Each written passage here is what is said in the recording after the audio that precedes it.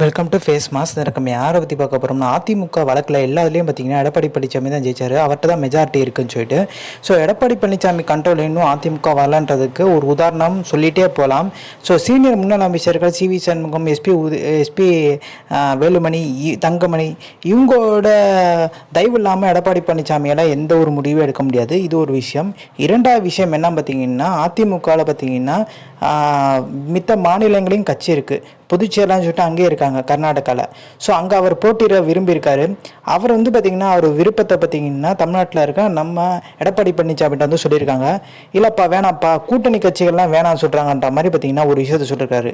அதுக்கு அந்த மாநிலத்தில் போயிச்சுரா என்ன சொல்கிறாரு, அண்ணே நீங்கள் தான் முடிவு எடுக்கணும், மித்த கட்சிக்காரங்களை அவங்க சொல்கிறதுக்காண்டி நீங்கள் மறக்கக்கூடாதுன்ற மாதிரி பேசியிருக்காரு. ஆனாலுமே எடப்பாடி பழனிசாமி வேணான்னு சொல்லிட்டாரு. ஸோ அதனால் அந்த மாநிலத்தோட பொதுச்செயலாளர் ராஜினாமா பண்ணிட்டார். அவர் ஒரு கும்பலை கூட்டி தனியாக ஒரு கட்சியை ஆரம்பிச்சிட்டாராம். ஸோ அதோட வேலை பணிகள் வேகமாக நடந்துட்டு இருக்கான். ஸோ எடப்பாடி பழனிசாமி ஒரு முடிவு எடுக்கணும்னா எஸ்பி வேலுமணி, தங்கமணி ஒரு சீனியர் முன்னாள் அமைச்சர்கள் தயவு இல்லாமல் எடுக்கவே முடியாது. இன்னும் அவர் கண்ட்ரோலில் வரலன்றாங்க.